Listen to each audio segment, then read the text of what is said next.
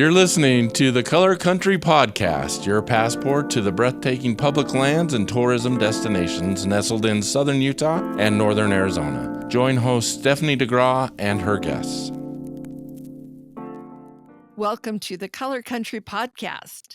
Today, I'm talking with Travis Hammil from the Southern Utah Wilderness Alliance.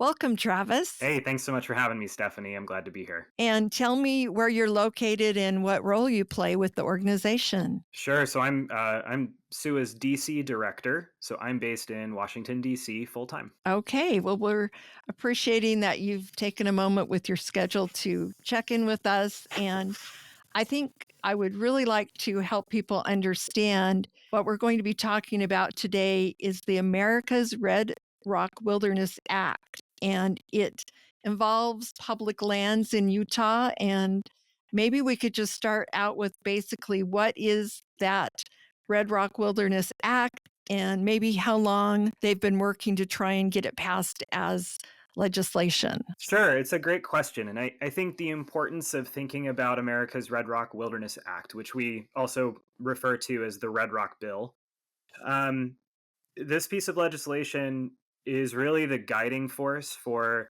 how we think about public lands management and wilderness specifically, wilderness designation in the state of Utah.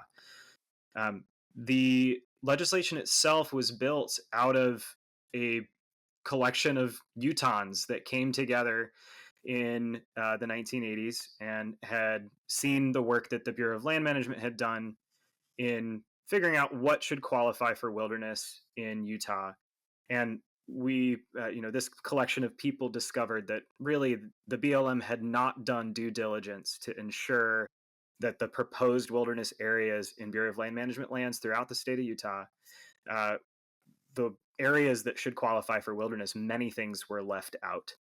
And so this collection of folks came together, did their own inventories using the same information, the same guidance that the Bureau of Land Management had been given by Congress to identify what should qualify for wilderness throughout the state. And they came back with a report that was almost double of what the Bureau of Land Management had said should be set aside for wilderness. And that was the beginning of this legislation. The first iteration of this bill that was introduced into Congress by Utah Representative Wayne Owens was in 1989. And over the years, this bill has been the vision of what wilderness protection can look like within the state. So every time I talk about this, I always chuckle like, yeah, it has not passed in its entirety. But over time, our organization and partner organizations that we work with and folks from across the country who've participated in further inventories have come to move beyond just the areas that are in the southern part of the state and look at the state as a whole. And so right now, Utah's the federal lands in Utah included in America's Red Rock Wilderness would amount to over 8 million acres worth of wilderness in perpetuity, if it were to be protected. Yes. And over the years, the Red Rock Bill has been used as the starting point of negotiations on other wilderness designation works, such as in Washington County, or the recent Emery County bill that was included as a part of the large public lands package called the Dingle Act in 2019. And so these are the result of this bill, America's Red Rock Wilderness Act, has been, hey, here is what could be done to protect wilderness, and that has been so. That's the really exciting part. And so there's more work to be done. There's hurdles to overcome, but overall, the support for protecting public lands, not just in Utah, but across the West, is strong. And that's what America's Red Rock Wilderness Act can be, is a model for how we can move forward in wilderness protection. Yes, and to kind of help people understand why public lands, some of it needs to be under this Wilderness Act. What makes it so special? Like, what are you trying to protect out there? Can you give us some examples? Absolutely. That's a great question. There's stipulations that are and maybe not stipulations. There's guidance that's provided by Congress to the Bureau of Land Management and regarding wilderness and what wilderness is. And there needs to be an element of solitude, right? So wilderness is difficult to experience in close proximity to developed areas. These areas need to have a sizable amount. It's difficult to have wilderness that is only a few acres in size. Additionally, there needs to be some sort of value to the landscape beyond just it's beautiful, right? Not that in my view there are lots of reasons to protect wilderness, and that should, in my mind, is up at the top. But as far as the legal definition there, as part of the Federal Lands Policy and Management Act, there needs to be some sort of educational, scientific, cultural, or historical value to that landscape to be included as that wilderness designation. So the areas that are proposed for wilderness in America's Red Rock Wilderness Act, we have lots of names for the parcels, and I encourage folks who are listening to check out the website that we have, suwa.org, where you can see maps of some of these places that are labeled. But they include places like Desolation Canyon or Labyrinth Canyon, areas near the Kaparowitz Plateau.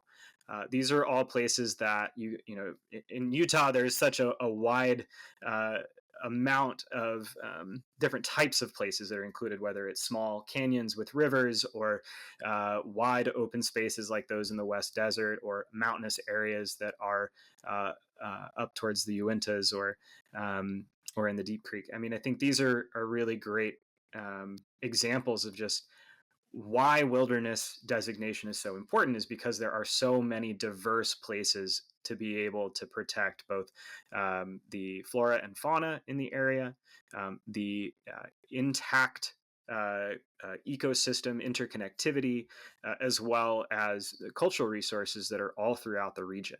I think about Cedar Mesa in the Bears Ears National Monument area, which has a vast number of cultural sites that are important to many of the tribes that call this area home. And so these places are important to protect, to ensure that those places are protected in perpetuity as well. Yes, and I really encourage people to look at the map too. I just looked at it and I was really surprised that there are some things close to where I'm at. I'm in St. George, and there are a lot of areas that I was really surprised. I think about these areas like Bears Ears is over by Moab, and that's close to us, but not as close as some of these places I saw on the map. That would include Iron County, Washington County, and especially Garfield County up in the Grand Escalante Staircase area. And so I think as listeners, as the public, it really behooves us to try and really go deeper into these issues and look at maps and see how it can affect us and the land. And, this also reminds me that these public lands can help us fight climate change if we can protect the environment for future generations. Because if the legislation doesn't pass, then, could you share with us what could happen?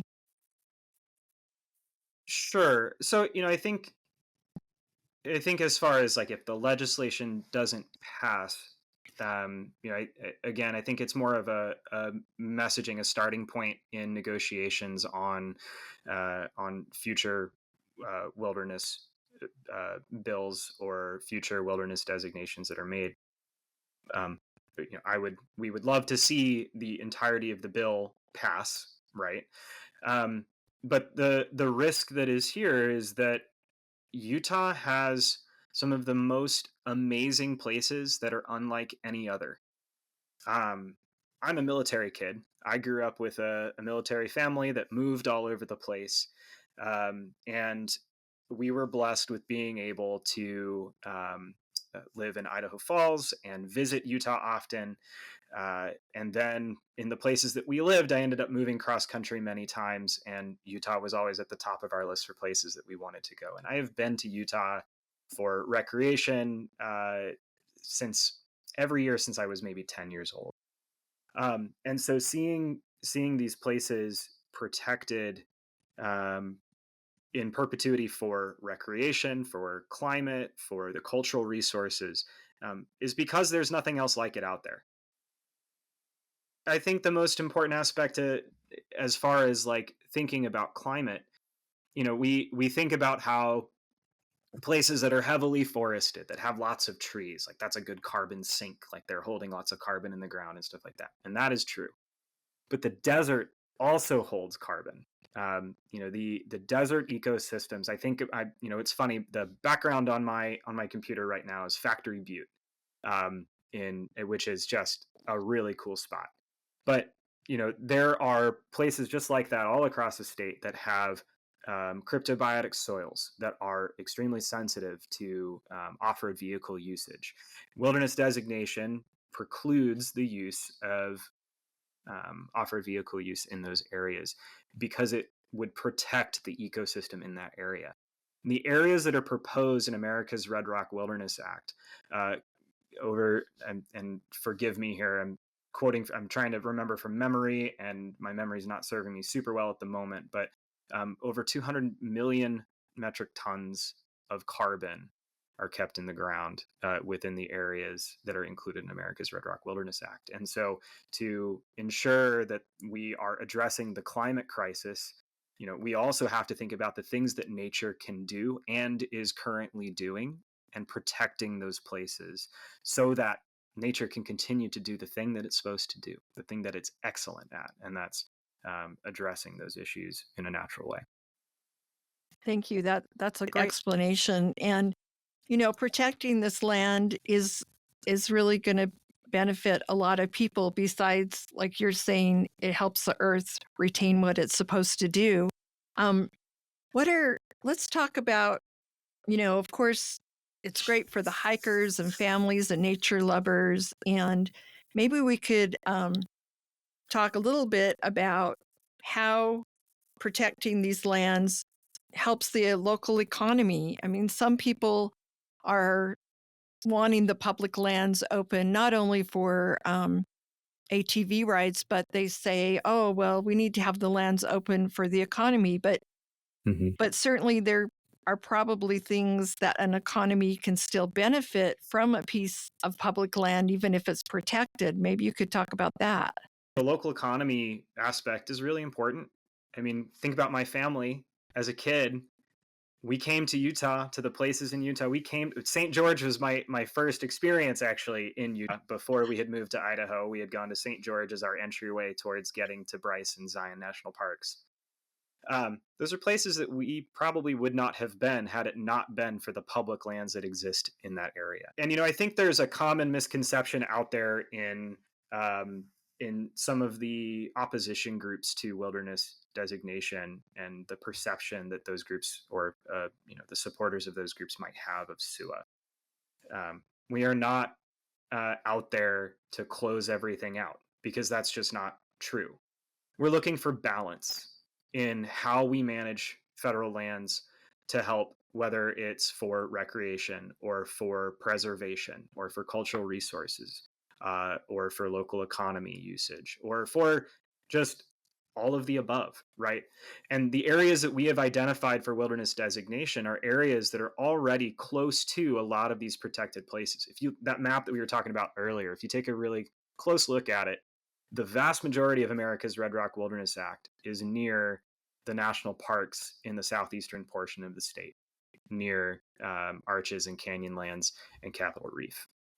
And that's because those are the areas that have long, had the opportunity for people to recreate and to visit. These are places that need people who work for federal agencies such as the Park Service or BLM or Forest Service. These are areas that have opportunities for guide groups doing recreation activities like river guiding or hiking guides, or other types of outdoor recreation, and even off-road vehicle use, right? But the problem with losing these areas to rampant oil and gas drilling or mining, or even as has popped up recently in the recent reconciliation bill, selling off public lands. Um, those are one-time use. Once these areas are damaged, they never really fully return, if they are even given the opportunity to this wilderness, this natural state that they exist in. And so finding that balance of like, how can we protect the areas that need protecting, is in our view the most important aspect of America's Red Rock Wilderness Act. Yes, and I think you brought up a really great point too. I often worry about if we do have a piece of public land actually sold off, then we probably won't get it back. And of course, I'm just sharing my opinion. Or, Sure. as you said, even if by some chance it got restored, it really can't restore itself back to its original state. And I think sometimes we forget that this is the only earth we have. And if we don't protect certain things, then they'll just be gone.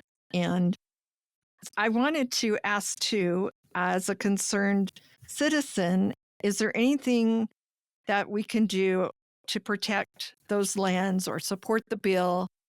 If anyone's listening, what can they do to help support the bill? The most important thing is contacting your member of Congress. And this is true for anybody who's listening, no matter where you live in the United States. It's as true as it is in Utah as it is for anywhere else in the US. Public lands are public and they belong to everyone, right? And so the way that we are able to do this is through a groundswell of support from members of Congress. Currently, America's Red Rock Wilderness Act has 16 Senate co-sponsors and 48 House co-sponsors. We just reintroduced the bill back in March, and so those numbers are growing every day. But the most important thing is to call your member of Congress and tell them you want them to become a co-sponsor of America's Red Rock Wilderness Act. Now, those of you who live in Utah, you might face some opposition from your delegation. And that's unfortunate because, long has wilderness been a bipartisan issue. Well, the America's Red Rock Wilderness Act was introduced into Congress in 1989 by a Utah member. And so, you will face some opposition, but I think what's important is that no matter who your member of Congress is, they need to hear from you and that you're engaged. I work here in Washington, D.C., and I talk to these offices all the time. My job is to go in and talk with offices about issues that affect the lands included in America's Red Rock Wilderness Act. And I'll sometimes check in and ask, just like, how many people do you need to hear from in your district to start paying attention to an issue? And Right. the some of the numbers, I expected way more. Some of the offices say, "Oh, I need about 10 phone calls, and then I'm paying attention to this issue and we're getting engaged." And Well, that's pretty wild to me. yeah, that's That's good it, to right? hear. It's good to hear because a lot of times we think, oh, my phone call or my email won't matter, but it really does. And it is great to hear that maybe it doesn't take that many people to get these issues on their radar. And like you said, this is a bipartisan issue. Like I said, once the piece of property is gone, you won't have public access to it to go recreate.